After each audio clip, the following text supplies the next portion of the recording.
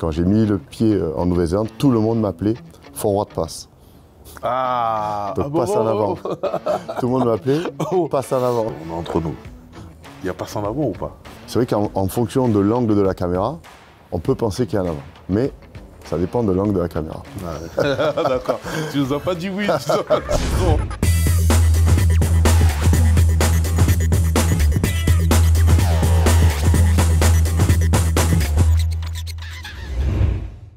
Bonjour tout le monde et bienvenue dans le Basta Show. Pour cette troisième saison, pour ce premier épisode, on a un invité de marque. Pas n'importe qui, vous savez, chaque année j'essaye d'avoir des personnes assez importantes. Aujourd'hui on reçoit Frédéric Michalak. Salut Fred, comment tu vas? Merci, ça va Basta? Bah, ça va. Très bien. Merci d'être venu dans Chez mon toi petit domaine. Voilà. Ouais, merci, bah, c'est très beau. Au hangar Y à Meudon. Non, c'est un bel endroit. C'est un bel endroit, si tu veux, il y a des canards. On peut se faire un petit magret après. Ouais, dès qu'on coupe, on va aller chasser un peu.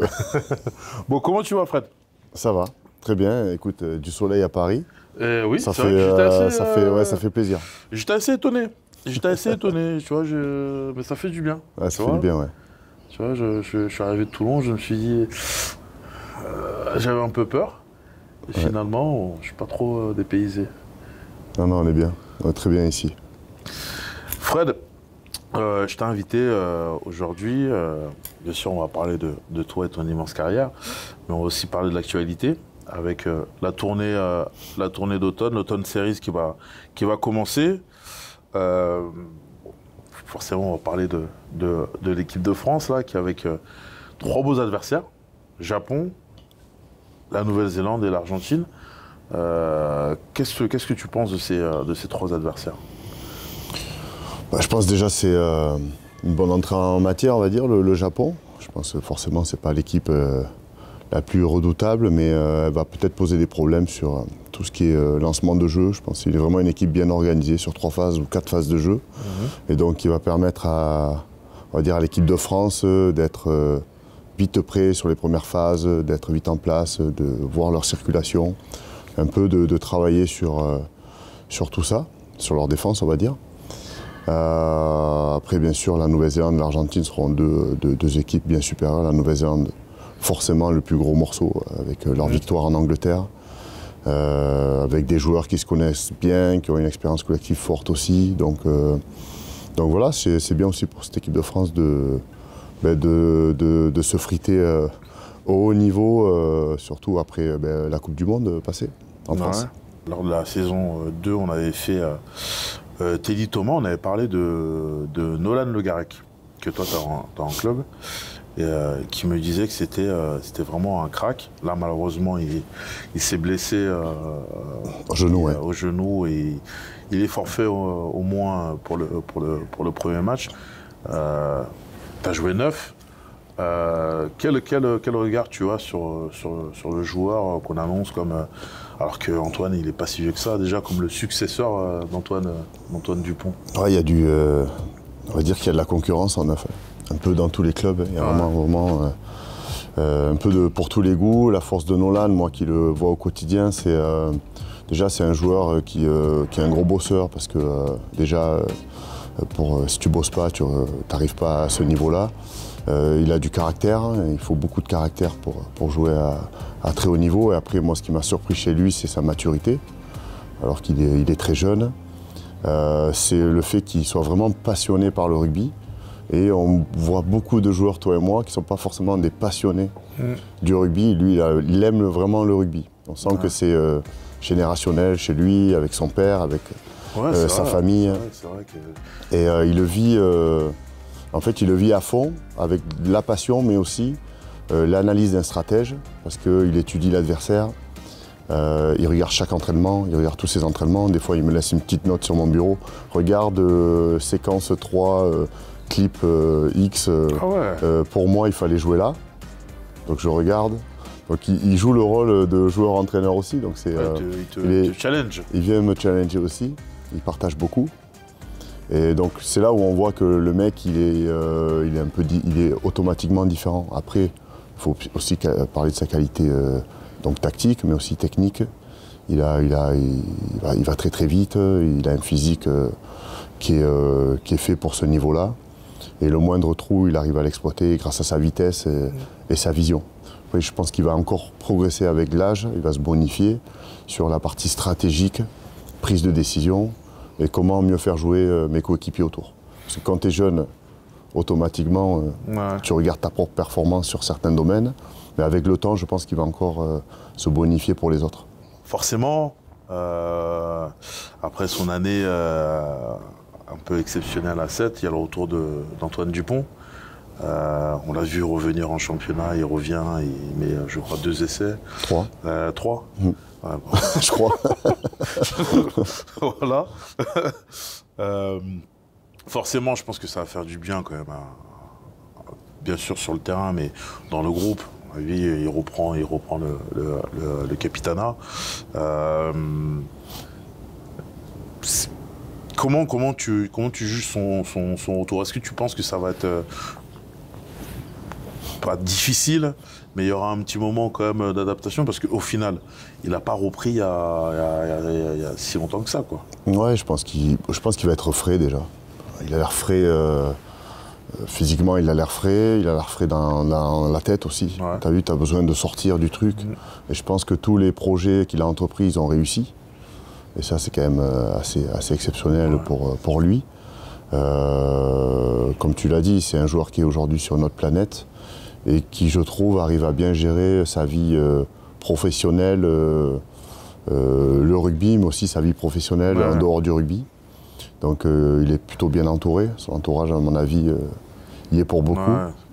Donc je pense que ça va faire du bien parce que déjà l'adversaire va se focaliser sur lui automatiquement. C'est un joueur qui va automatiquement déclencher des choses par son poste, par sa manière de jouer, par sa qualité technique, sa vision du jeu. Et donc il va avoir aussi cette énergie pour l'équipe de France, tous les joueurs vont le suivre. Donc on sent un peu comme si pas les 5 fantastiques, mais tous les joueurs de gros calibre se retrouvent et tous les soldats vont les suivre. Donc je pense qu'Antoine fait partie de ces joueurs cadres. Et quand ils sont là, l'équipe de France, elle n'a plus du tout le même visage. Et on a vu 8 nouveaux. 8 nouveaux appelés. Et je te les rappelle, il y a Joshua Brennan, Paul Coste, Pierre Beauchaton qui est blessé, Maxime Lamotte, Romain Buros, Marco Gazzotti, le pilier de Bayonne, Tatafou, et Léo Berdeux, même si il a déjà fait quelques on va dire rassemblements, mais qui n'a jamais pour l'instant enfilé le maillot. Toi, s'il y a un joueur là sur ce que je t'ai donné que tu aimerais voir commencer ou qu'on teste un petit peu au niveau international, ce serait lequel? Déjà Tatafou, ça peut être vraiment intéressant de le voir parce que quand on voit ses performances en club, c'est quelque chose, donc je voudrais le voir au niveau international. Brennan, parce que je connais bien le père, j'ai joué avec lui et c'est vrai qu'il y a un petit truc, un petit pincement au cœur quand on voit ces mecs-là jouer à ce niveau et je le trouve brillant à la fois en touche, dans le caractère, mais aussi dans sa capacité de faire jouer et vivre le ballon après contact. Il a un petit truc en plus. Puis derrière, le petit Coste, parce que finalement, j'ai joué avec toi et je vois son gabarit, le tien, c'était quand même pas le même. Donc on a des nouveaux centres, nouvelle génération. Et lui aussi, on a l'impression qu'il a un gros caractère. Donc je trouve ça plutôt pas mal d'avoir ça derrière, un mec qui peut amener encore une énergie qui va pousser un Gaël à se donner encore plus. Et on a besoin de ça, quand on est vieux, tu le sais, on a besoin de se faire pousser pour être plus performant. Donc, je t'ai pas cité un nom, mais je leur souhaite à tous d'avoir une sélection parce que c'est top d'en avoir. C'est clair. Pour toi, pour l'équipe de France, c'est pour définitivement, on va dire, balayer l'Argentine. C'est important pour passer vraiment à autre chose, que l'équipe de France gagne ces 3 matchs. C'est-à-dire passer à autre chose par rapport au contexte actuel de l'équipe de France, un peu lourd, pesant, anxiogène aussi, qu'on reparle un peu plus de rugby, qu'on reparle un peu plus de terrain. Exactement. Ça serait bien, non? Ouais, c'est clair. Exactement. Je trouve qu'aujourd'hui, on passe beaucoup de temps à parler de l'extra-sportif, automatiquement, de l'arbitrage, on en parlait juste avant l'émission. Donc oui, de parler de rugby, de performance, de stratégie, de tactique. Bien sûr qu'il y a les hommes autour, et toute leur vie, tout ce qu'ils vont vivre entre eux avec l'équipe de France, ça leur appartient. Après, à eux de décider quand ils veulent une caméra ou pas. C'est aussi simple que ça. Le reste, après, tous les gens qui parlent, je pense qu'ils n'ont jamais mis un pied sur un terrain de rugby, ne connaissent pas l'exigence pour jouer à ce niveau-là. Les sacrifices que tous ces mecs doivent faire pour faire ce sport-là, même si c'est une passion, ce sont des sacrifices au quotidien. Donc automatiquement, ce sont des mecs à part. Ils sont humains, mais ils sont un petit peu à part, et donc il faut faire avec. Et quand tu as 40 bonhommes entre eux, pendant plusieurs semaines, on leur dit qu'il faut aller à la bagarre, au combat, il y a un moment, il y a un besoin de relâchement. Et donc on doit définir bien sûr des règles, parce qu'aujourd'hui, l'équipe de France est bien plus que le rectangle vert. Mais il faut aussi accepter que ce sont des humains, ils ont besoin de vivre et de vivre des belles aventures, parce que sinon on va en faire des robots, et c'est impossible. Après, on parlait aussi des trois adversaires. Donc le Japon, la dernière fois que le Japon était venu, c'était match nul à l'Arena. Je me souviens, j'étais sur le terrain, ça avait fait tout drôle. La Nouvelle-Zélande, ils ont quand même fait une grosse perf en Angleterre. Donc ça va être pas mal. Je crois que là, ce week-end, ils vont en Irlande. Donc ça va être un... Ils ont joué le Japon aussi juste avant. Ouais, voilà. Donc il y a quelques indications pour le staff français. Et nos amis argentins, c'est toujours tendu quand on les rencontre quand même. C'est très très tendu. Très tendu. Je sais pas pourquoi d'ailleurs, je sais pas depuis quand ça remonte. Mais moi je sais que les sélections, les sélections que j'ai pu faire contre l'Argentine, tu sens que c'est électrique. Et nous, en 2007, déjà, c'était électrique. Hein. Je me souviens de l'ouverture de la Coupe du Monde contre l'Argentine, où on perd.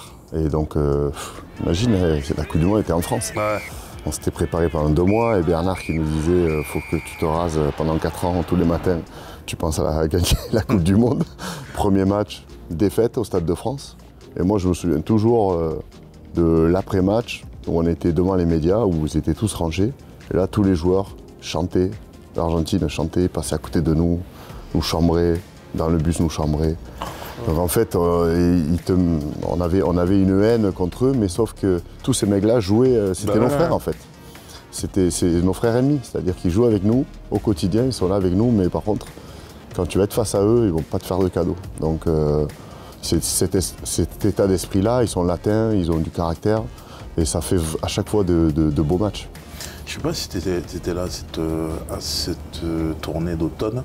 On les avait joués au Stade de France 2013 ou 2014 et ça avait été chaud déjà. Je crois que c'était la première sélection, une des premières sélections de Facundo Issa, où il met un plaquage énorme sur Scott Spedding.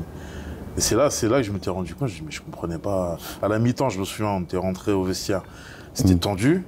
Ouais. C'est là que je me suis rendu compte, mais en fait, il y a un petit contentieux en fait. Entre deux nations. C'est toujours un gros défi. Hein. C'est un gros défi. Et puis, moi, je me souviens à l'époque, quand on jouait contre le Stade français, il y avait beaucoup d'Argentins. Ouais. Beaucoup d'Argentins qui étaient exceptionnels. En fait, ce sont des joueurs, ils sont tous exceptionnels. Et donc, ils arrivent partout où ils vont, en Angleterre, en France, ils sont tous titulaires. Peu importe où ils vont. Donc, automatiquement, ça en fait une équipe redoutable qui s'est, je trouve, très bien structurée avec un manager, Conte Pomi, qui a le sang aussi. Donc, ça va être vraiment une partie intéressante. Justement, tu parlais de la Coupe du Monde 2007. Moi, je me souviens, non, j'étais pas un bébé, j'avais 19 ans. J'étais pas un bébé. Je commençais ma première année de top 14 et on parle de la Nouvelle-Zélande, donc on est obligé de parler de ce magnifique quart de finale avec cette belle chevauchée de ta part. Est-ce que tu as encore Forcément, quand tu vois des images de ce match, des souvenirs, est-ce que ça te donne encore des frissons? Oui et non, parce que c'est vrai que c'est quand même loin, mais j'ai souvent des frissons quand je croise des gens qui sont des supporters français et qui viennent me parler de ce match-là, de 2007, quand vous avez avancé face aux All Blacks, vous étiez tous en bleu, blanc, rouge. Vous vous êtes retrouvés à 1 mètre. Donc c'est des images qui sont... C'est un match quand même, il a marqué toute une génération. Je me souviens où j'étais quand j'ai regardé ce match-là. Exactement. C'est exceptionnel. Donc c'est là où on voit que ça a eu un impact sur les gens.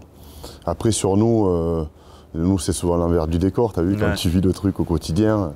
Mais je me souviens vraiment je me souviens pas exactement de qui a pris la décision, mais de se mettre en bleu, blanc, rouge, d'avancer. On était tous unis là-dessus, parce qu'il fallait créer la surprise. Il fallait montrer que nous, la France, on avance.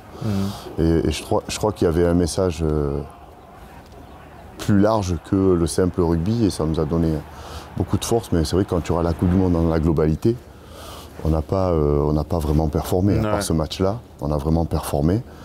Et moi, après la Coupe du Monde, je suis parti en Afrique du Sud pour jouer avec les Sharks. Et on est parti en tournée. Et donc, quand on partait en tournée, on partait jouer contre les Auckland Blues et tout. Et là, quand j'ai mis le pied en Nouvelle-Zélande, tout le monde m'appelait Forward Pass.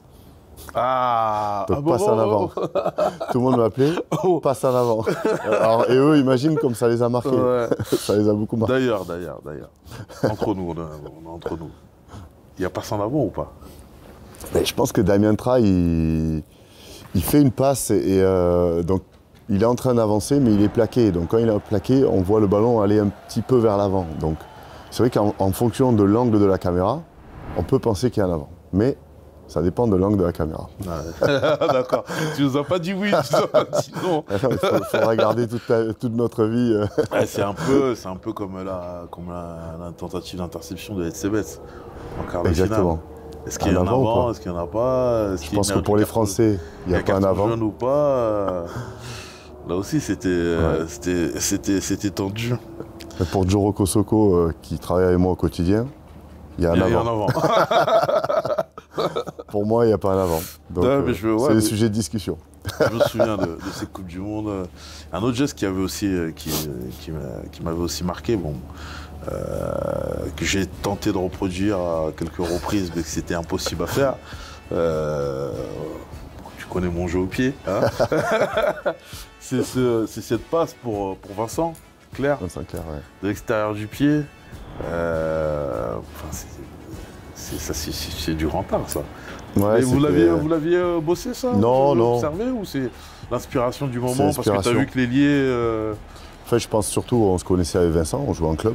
Donc c'est vrai que les associations, des fois en club, elles permettent cela. Et sur le coup, je vois leur ailier défendre à l'intérieur de Ronan, O'Gara. Et je pense que leur stratégie était que le troisième ligne devait couvrir derrière le troisième rideau. Ouais, il s'est oublié. Et je pense qu'il s'est oublié parce qu'il poussait trop en mêlée. Et avec Vincent, on annonce un truc qu'on annonçait en club. Et ça s'est fait... avec le beau geste, parce que tu le sais que j'aime bien le beau geste. Ouais. Donc il fallait qu'il y ait un beau geste, ça ne pouvait pas se faire juste naturellement. Et justement, on parle de l'équipe de France. Quel souvenir marquant qui te viennent comme ça à l'esprit? Je pense forcément à la première sélection, parce que ça, je pense que c'est pour tout le monde. Mais tu as une carrière assez riche en équipe de France, 3 Coupes du Monde. Meilleur marqueur de l'histoire du 15 de France, quand même. Attention. C'est pas beaucoup, hein. Pas beaucoup. C'est là où on voit qu'il y avait quand même beaucoup de changements à notre époque aussi. Parce que je crois que je suis un peu plus de 400 points. Comparé à Wilkinson ou Dan Carter, 436, qui sont à plus de 1000 points ou 1500 points. Ouais. Donc c'est là où on voyait quand même, on était dans une époque où on aimait le changement. Et il fallait performer tous les week-ends. Je trouve que le temps a changé, on est un peu plus sur la construction. Et on connaît les hommes, on connaît leurs talents. Comment on va les amener vers le plus haut niveau. Là, je trouve que la démarche, elle est différente. pour les joueurs aujourd'hui. Et on voit cette nouvelle génération qui ils grandissent vite. Ils grandissent vite quand on voit que Thomas Ramos est proche de te rattraper quand même. Hein, j'espère. D'ici s'il fait carton plein pour la tournée destination, il pourrait peut-être te dépasser. Il faut qu'il dépasse. Il faut que Ramos dépasse 1000 points, 1200 points, 1500 points. Ça voudra dire qu'il y a une longévité forte en équipe de France, qu'on a des joueurs qui sont là, qui marquent leur temps. Et donc tant mieux. Il y a Penaud aussi. Penaud qui a 3 essais de Serge Blanco. Et ça, connaissant le rendement du bonhomme, ça peut arriver. Ça va arriver vite. Hein. Ça peut arriver là. Donc, mais justement, comme on dit, les records, ils sont faits pour être battus, quoi. Voilà, il faut que ces records soient battus. Et je vois bien Penaud aussi battre ce record. Ouais, c'est sûr. Pour toi, quel est... tu as connu énormément de joie, mais si tu dois avoir un regret en bleu, ce serait quoi? Il y en a plein, hein, je pense.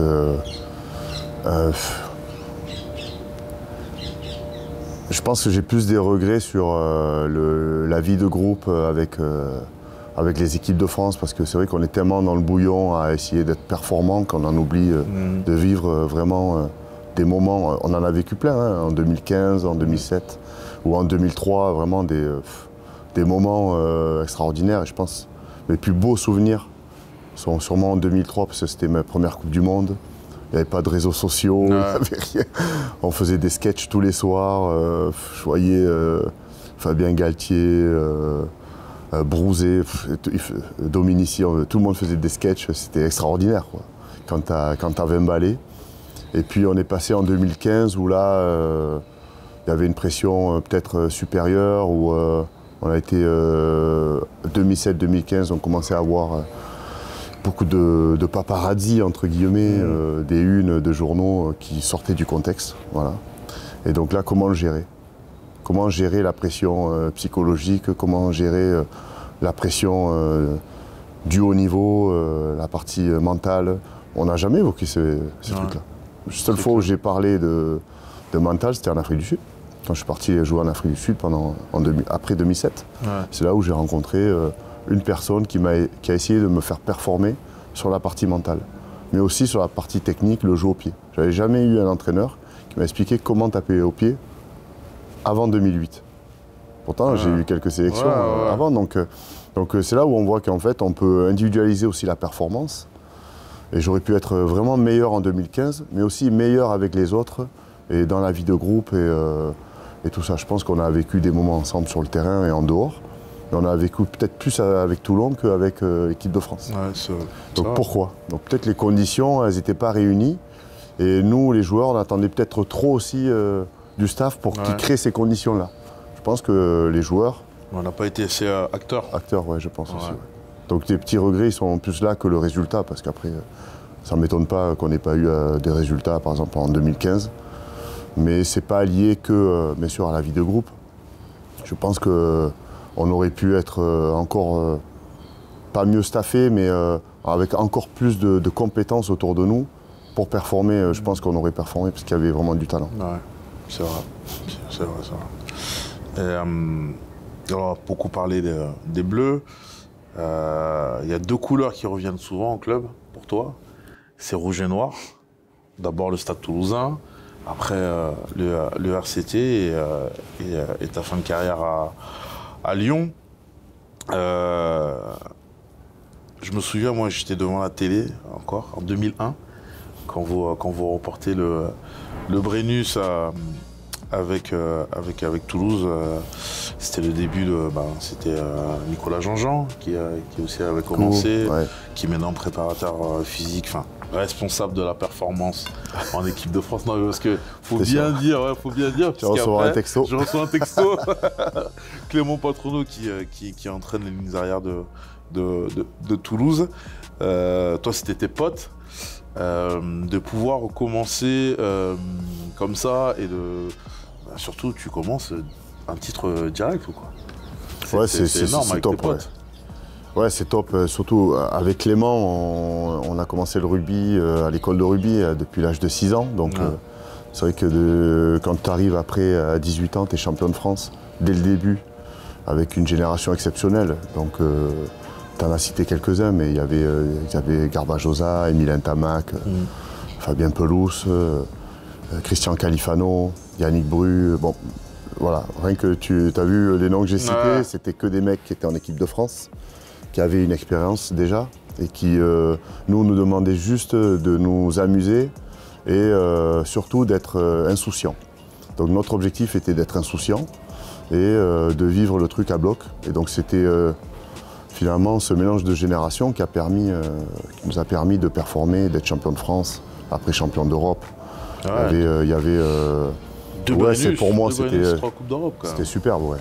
J'étais sur un petit nuage. J'étais sur un petit nuage là et je suis redescendu du nuage en demi-finale de Coupe du Monde en 2003. Donc, et c'est là où tu te prépares jamais à l'échec en fait. Tu te prépares à performer, mais tu te prépares pas trop à l'échec.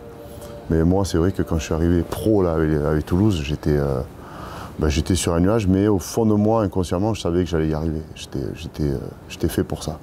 Ouais. En termes d'ouverture, tu vois, de voir quelque chose d'autre, tu avais quand même passé 22 ans à Toulouse. Pour toi, c'était le moment aussi de voir autre chose, de changer? Ouais, en fait, c'était le moment de se remettre en question. Parce que quand tu as 25 ans, que tu es toujours à Toulouse et tout va bien, tu gagnes des titres, tu as besoin aussi d'un petit coup de fouet. Et donc, je voulais me le mettre tout seul. Et j'avais aussi comme rêve, réaliser mes rêves, de faire le Super Rugby, qui était pour moi la NBA du basket au rugby, quoi. C'était de jouer le championnat avec les hémisphères Nouvelle-Zélande, Australie et Afrique du Sud. Et donc j'ai essayé en Nouvelle-Zélande, impossible. Ouais. J'ai essayé en Australie, impossible. Et l'Afrique du Sud, ils m'ont appelé. C'est Rodolphe Strolli qui m'a appelé avec les Sharks. Il m'a dit, j'ai eu un Français il y a quelques temps qui s'appelait Lacroix. Quand il est venu, on a gagné la Currie Cup. Donc je sais qu'avec toi, on va gagner. Donc il m'a bien chauffé. Et donc j'ai demandé à Toulouse, parce que j'étais sous contrat, de me libérer juste pour une saison, pour pouvoir aller faire une saison là-bas et revenir après. Ouais. Et donc j'ai fait ma saison là-bas, je me suis éclaté. On a gagné la Currie Cup. On a fait des phases finales de Super Rugby, malheureusement, on n'a pas gagné les phases finales. Et mon retour à Toulouse a été, par contre, plus difficile. Parce que, comme tu l'as dit, tu découvres une autre culture, un environnement différent, et beaucoup de choses qui me plaisaient, finalement. Ce côté anglo-saxon où tu es détaché complètement du rugby, et 5 minutes avant, tu mets l'armure et tu rentres sur le terrain et tu es un autre homme. Et vraiment, j'ai adoré ça. J'ai adoré prier avant le match avec eux. J'ai adoré leur barbecue. J'ai adoré leur culture, en fait, avec les 12 dialectes dans le vestiaire. Les Xhosa, les Zoulous, Afrikaans. Ça m'a vraiment plu. Et donc, j'ai eu une envie. J'ai rencontré ma femme aussi là-bas. Donc, ça a fait pencher aussi un peu la balance. Et au bout de 3 ans, Toulouse, je tournais en rond. Donc, il me fallait repartir. Et je suis reparti à Durban pour me refixer, on va dire, un objectif de carrière. Et donc, Mais je me souviens, parce que c'était pendant la tournée des Babas britanniques qu'on avait faite. On avait fait Cardiff et Londres, Londres et Cardiff.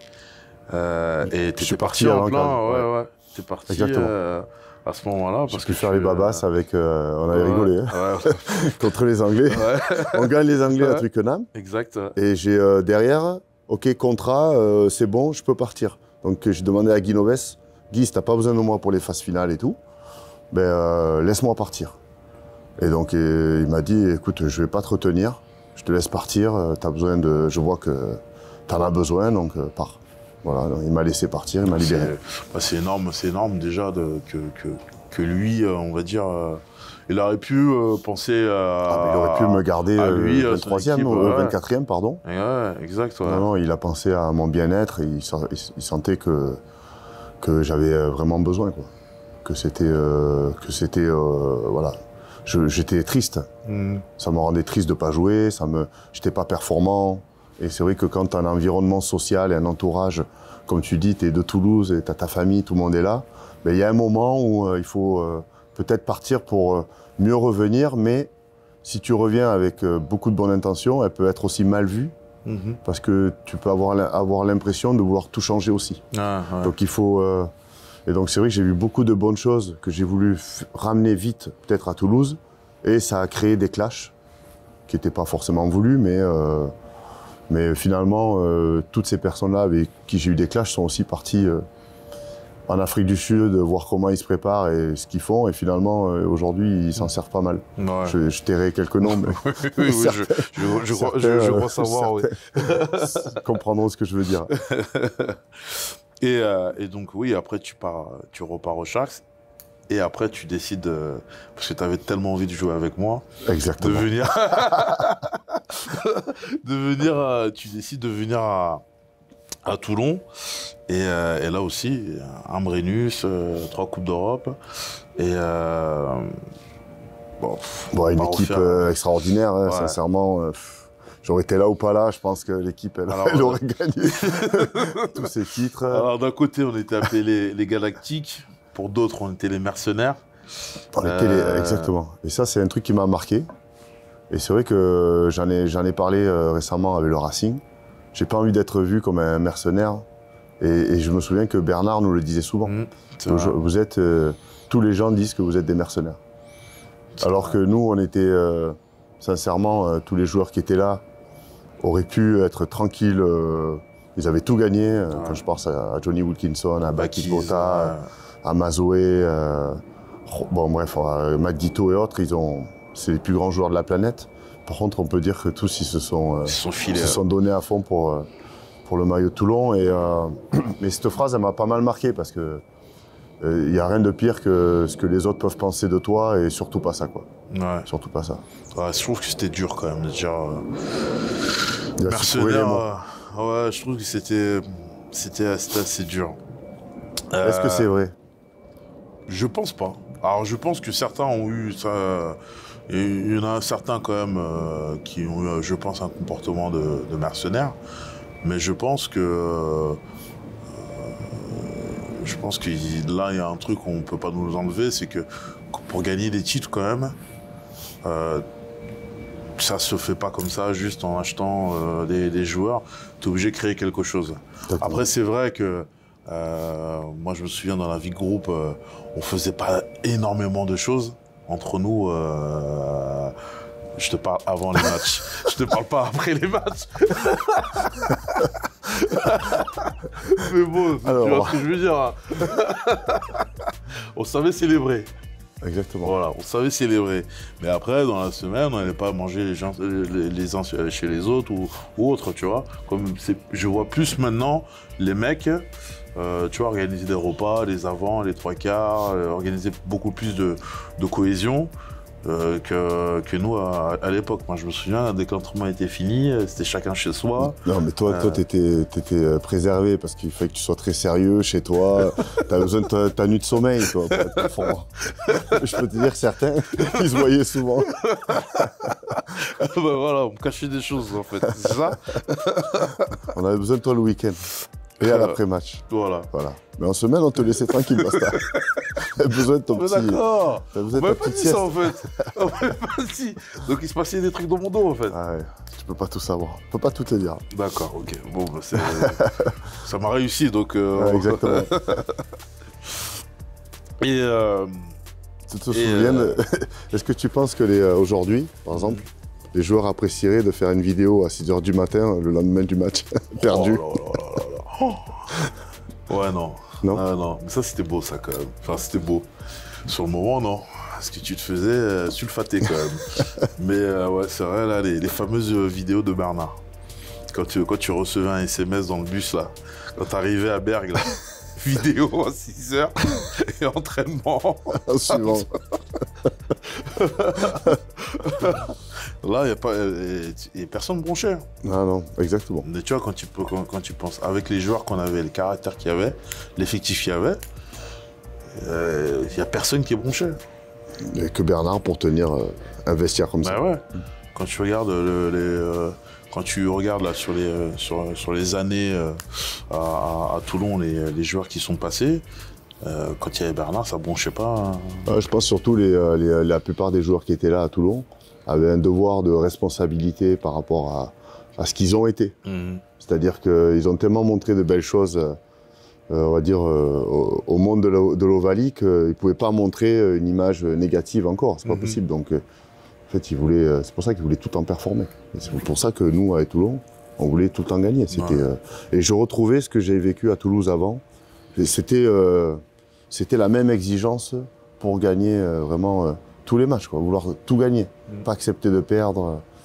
Et ça, je pense qu'on est chanceux d'avoir vécu un truc comme ça avec ce groupe-là. C'est clair.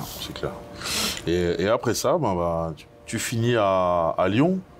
Oui, 2 ans. Ouais. 2 ans. Ouais, 2 ans. Je devais faire une année, mais Pierre Mioni a réussi à me faire faire une année de plus. T'as rongé comme il sait bien faire. Voilà. On a bouffé. Le rongeur. Et tu finis sur une demi-finale perdue contre Montpellier, il me semble. Ouais. C'est ça? Ouais, exactement. Je finis ma carrière face à Montpellier. C'était au Groupama Stadium à l'époque. Je me souviens parce que vous nous aviez battu. On était venu vous battre à Toulon. Ouais, c'est ça. En barrage. Ouais, en barrage. C'est là 2 matchs aussi. On va pas lui rappeler ces non, je t'ai dégoûté ce jour-là. J'ai mis du temps à m'en remettre. Et justement, quand t'arrêtes, pour toi, c'était une évidence de rester dans le rugby et surtout dans le coaching? Ouais, je voulais arrêter la saison précédente parce que j'avais déjà fait mes diplômes d'entraîneur. Et je voulais sortir d'abord du terrain parce que sur la fin de carrière, j'avais commencé des activités annexes, notamment dans tout ce qui est innovation et sport à travers des événements, en gros qui rassemblent tout le monde de la recherche et de l'innovation sur tous les sujets du sport. Et donc j'ai monté des salons, des trucs, j'ai monté des boîtes. Et donc je voulais me former en tant qu'entraîneur, mais aussi me former sur cette partie management. Donc j'ai fait un MBA en fin de carrière, à la fin de ma saison. Et donc le club de Lyon m'a proposé de rester au club et d'être, on va dire, le conseiller, en tout cas le lien entre le président et le manager et Pierre. Et donc j'ai fait ça 1 an et demi. Et au bout d'1 an et demi, il y a eu le Covid, il y a eu pas mal de choses. Mais c'était important de sortir de là pour pouvoir réellement comprendre aussi le contexte dans lequel on évolue. Parce que c'est vrai que très souvent, on est vite fermé, entraîneur, joueur. On comprend on pense que tout se passe là, mais non, il y a quand même des enjeux qui sont bien plus importants. Et donc, le MBA, ces expériences-là, ces expériences aussi d'entrepreneur. Et derrière, de partir en Australie 1 an et demi. J'ai travaillé avec une équipe à 13, les Roosters, où là, j'étais entraîneur du jeu au pied et tout. Et là, je me suis dit, bon, je vais revenir plus près du terrain. Donc entraîneur adjoint, je pense que dans un premier temps, mais aussi passer mon diplôme de manager de rugby. Donc j'ai fait finalement presque 6 ans d'études avec toutes ces expériences-là pour pouvoir avoir un maximum de choses dans mon bagage et prendre après, venir à Toulon. Ensuite, après l'Australie, je suis allé à Toulon pendant aussi 2 ans. Plutôt en cours, 1 an et demi, j'ai fait à Toulon, où je devais arriver quand Patrice Colazo était là, mais le temps d'arriver, c'était Franck Azema. Et après, Pierre est venu avec Franck. Donc là aussi, finalement, les échanges avec les managers que j'ai pu avoir, Trent Robinson aux Roosters, Pierre, Franck à Toulon, les expériences vécues en tant que joueur avec Guy Noves, avec Bernard Laporte. Et là, il y a pas mal de choses à prendre, peut-être à laisser. Et donc ça permet de se faire, on va dire, une identité de coach et d'avancer. Donc c'était top. Du coup, c'est ta 2e saison en tant que coach adjoint au Racing. Là, on vient de sortir d'un gros bloc là, de 9 matchs. Avec des résultats en dents de scie. Comment ça se passe, toi? Parce que c'était Avant, à Toulon, tu t'occupais des skills. Là, tu es vraiment en charge de la ligne de trois quarts. Comment ça se passe je pense que tu dois prendre du plaisir parce que quand je vois les joueurs que tu as en charge, tu dois te régaler quand même. Ouais, je me régale en fait dans l'adversité. En fait. C'est ça qui est intéressant parce que c'est vrai que ce club-là, on sent qu'il y a des joueurs qui aiment le club, qui y sont depuis longtemps, avec des générations qui sont montées. Et il y a aussi un renouvellement à faire, doucement, une identité forte, le panache, le showbiz, et tous les années Franck Ménel et autres. Voilà, donc il y a quand même un club avec une histoire importante que je ne connaissais pas. Je ne savais pas que ce club-là avait plus de 100 ans, 140 ans, qui était le premier club français de rugby. Qui jouait à Colombes, dans un stade où il y a eu les premiers Jeux Olympiques. Bon bref, je ne vais pas faire l'histoire de ce club-là, mais je ne le connaissais pas réellement. Et c'est vrai que quand tu regardes le club, son histoire, les valeurs qui y sont véhiculées, le président Jackie Lorenzetti qui n'est plus président, mais l'actionnaire, Laurent Travers qui est devenu président, qui était pendant 10 ans manager, on sent quand même une envie de stabilité. Ouais. Mais on sent aussi qu'il faut quand même un peu secouer le truc parce que le rugby aujourd'hui, le championnat dans lequel on est, il faut qu'on se secoue sinon... Et donc il y a un besoin de pression qui est émis par le top 14, mais si on ne se la met pas nous, il n'y a pas 2000 supporters comme à Toulon qui vont venir nous secouer un peu. Donc on a besoin de se remettre en question avec Stuart Lancaster qui est arrivé aussi, moi avec. Donc c'est un nouveau jeu, c'est un nouveau cadre. Donc on essaie de faire prendre ça, mais on sait que aussi c'est sur du long terme. Mais comment travailler sur du long terme en ayant des résultats court terme? C'est très difficile. Et c'est peut-être le championnat le plus dur au monde parce qu'il y a cette pression-là de descente et de montée. Et que si tu n'as pas quand même des résultats, tout le travail que tu es en train de faire, peut-être un autre entraîneur en profitera dans 2-3 ans. Mais c'est aussi le besoin que ce club a aujourd'hui, c'est un travail de fond et c'est ce qui est en train d'être fait aujourd'hui. Donc moi, personnellement, non, je me régale. Enfin, réellement, quand je vois Josh là, Tuisova avec qui on a joué, quand je vois Henri Chavancy contre qui j'ai joué, qui a, je crois, plus de 20 ans dans le club. Je jouais contre lui en minime, cadet, il était joueur au Racing. Voilà, c'est vraiment les soldats, c'est des mecs qui ont tout donné, quoi. Et donc, c'est une chance dans un club d'avoir des mecs comme ça, mais aussi qui ont besoin d'avoir un centre de formation avec des jeunes joueurs qui sortent. Il y a vraiment un travail de fond à faire. Un outil qui est là pour ça. Mais moi, personnellement, je suis de passage. Dans mon esprit, je suis de passage. Et donc, je dois tout donner pendant 3 ans pour le faire performer. Voilà, c'est tout. Et justement, il y a un petit nouveau, pas n'importe qui, Owen Farrell. Qu'est-ce que tu peux nous dire sur lui? Parce qu'en France, on ne le connaît pas, mais on le déteste. c'est ce qui est paradoxal.